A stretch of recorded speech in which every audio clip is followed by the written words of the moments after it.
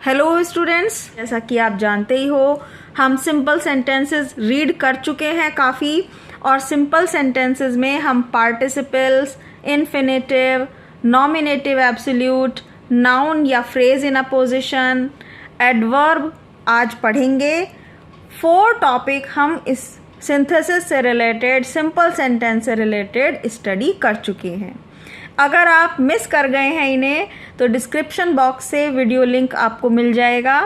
और आज स्टडी करते हैं नंबर 5, एडवर्ब या एडवर्बियल फ्रेज। शब्द में ly जोड़कर या एडजेक्टिव शब्दों को लिखना इसमें शामिल है। सिंथेसिस, सिंपल सेंटेंसेस, एडवर्ब या एडवर्बियल फ्रेज, ये है इसका नंबर 5 रूल। एडवर्ब्स हम सभी जानते हैं। एडवर्ब होती है जो क्रिया की, वर्ब की विशेषता बताएं, उन्हें एडवर्ब कहते हैं। एडवर्बियल फ्रेज, एडवर्बियल फ्रेज का मीनिंग है शब्दों का समूह जो क्रिया की विशेषता बताए। एडवर्ब में केवल एक शब्द होता है और फ्रेज में 2-3 शब्द होते हैं। जब एक वाक्य में होने वाले कार्य की विशेषता बताने वाला शब्द दूसरे वाक्य में हो तो उस शब्द को एडवर्ब या एडवर्बियल फ्रेज बनाकर एक ही वाक्य में लिखते हैं। अब जैसा कि आप जानते ही हैं कि सिंथेसिस में 2 सेंटेंसेस को एक करना होता है।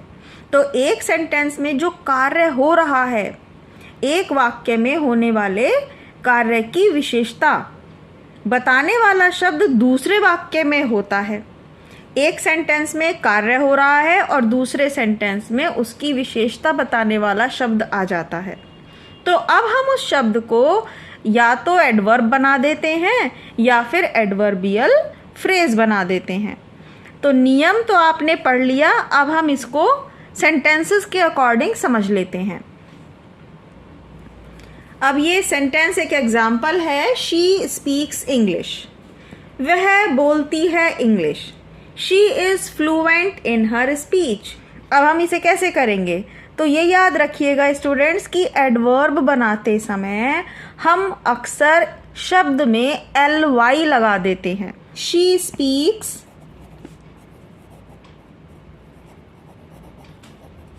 इंग्लिश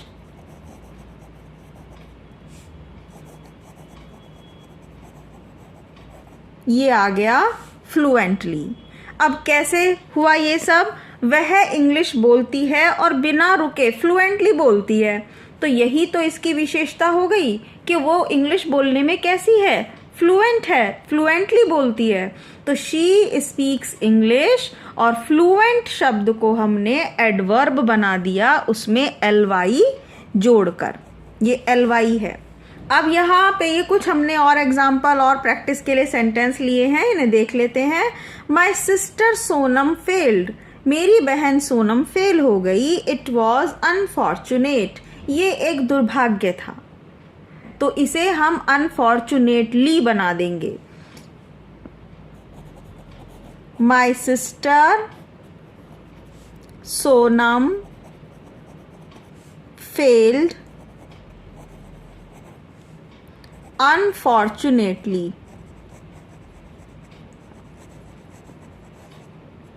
सेकेंड सेंटेंस है Narendra Modi is a world leader. Narendra Modi संसार के लीडर हैं। There is no doubt in it, इसमें कोई शक नहीं है। ये जो शब्द है नो डाउट, इसे हम 2 तरीके से लिख सकते हैं। नो डाउट का मतलब अनडाउटली, बिना किसी संदेह के। नो डाउट शब्द का मीनिंग बन जाएगा अनडाउटेडली, एडवर्ब में अनडाउटेडली ly लगा देंगे। लेकिन एक और तरीके से हम लिख सकते हैं, जैसा अभी हमने पढ़ा था एडवर्बियल फ्रेज। एडवर्बियल फ्रेज में 2-3 शब्द होते हैं। तो इस शब्द को हम एडवर्बियल फ्रेज के अकॉर्डिंग लिख सकते हैं विदाउट एनी डाउट, बिना किसी संदेह के। और ये जो शब्द है, ये जो एडवर्ब या एडवर्बियल फ्रेज हम लिख रहे हैं, इसे हम सेंटेंस के स्टार्टिंग में भी लिख सकते हैं और लास्ट में भी लिख सकते हैं। यहाँ हम इस बार इसे स्टार्टिंग में लिख देते हैं without any doubt Narendra Modi is a world leader.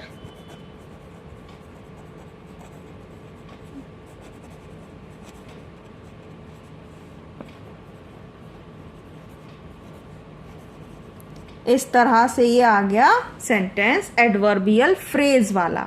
इसमें हमने एडवर्बियल फ्रेज यूज किया है और इसकी जगह हम ये शब्द भी लिख सकते हैं अनडाउटेडली।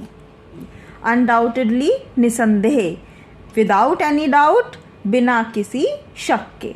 तो आप इसे एडवर्ब को भी यूज कर सकते हैं और एडवर्बियल फ्रेज को भी। नेक्स्ट सेंटेंस है हमारा number 4, this work must be done, the cost does not count. ये काम होना चाहिए, कीमत को मत गिनो। ये जो सेंटेंस है इसके लिए हम एडवर्बियल फ्रेज का यूज करते हैं, this work must be done at any cost. This work must be done at any cost। at any cost का मीनिंग हो गया किसी भी कीमत पर ये कार्य हो जाना चाहिए। स्टूडेंट्स, आपको जो ये एग्जाम्पल में हमने सेंटेंसेस कराए हैं ये बोर्ड एग्जामिनेशन में आ चुके हैं और मोस्ट इम्पॉर्टेंट सेंटेंसेस हैं। नेक्स्ट है she has completed her work, she has done it just now. उसने अपना काम पूरा कर लिया है और अभी अभी किया है। ऐसे में देखो बच्चों, ये जो सेंटेंस है ना ये थोड़ा सा आपको प्रैक्टिस करनी पड़ेगी और समझना भी पड़ेगा, क्योंकि कभी भी कोई नई चीज़ सामने आ जाती है। अब उसने जो ये कार्य पूरा किया है, इस कार्य की विशेषता क्या है कि यह कार्य उसने अभी अभी पूरा किया है, जस्ट नाउ। तो हम ऐसा नहीं है कि केवल जस्ट नाउ लिख देंगे, इसको बदलकर हम रिसेंटली भी लिख सकते हैं। She has completed her work, just now भी आ जाएगा और एक नया शब्द आप याद रखिए, रिसेंटली भी लिखना ज़्यादा सही है क्योंकि ये हो जाता है एडवर्ब, और जस्ट नाउ होता है एडवर्बियल फ्रेज क्योंकि इसमें एक शब्द से ज़्यादा शब्द शामिल हैं, 2 शब्द हैं जस्ट नाउ, और इसे एडवर्ब बनाकर लिखेंगे तो लिखेंगे रिसेंटली। तो स्टूडेंट्स, यहाँ ये सेंटेंसेस फिनिश होते हैं। आई होप आपको ये वाले सेंटेंसेस समझ में आए होंगे। इसी तरीके से हमारे साथ स्टडी करते रहिए, वीडियो को लाइक करते रहिए और चैनल पे अगर फर्स्ट टाइम है तो सब्सक्राइब करना नहीं भूलिएगा। Thank you so much. मिलते हैं नेक्स्ट वीडियो में जल्दी ही।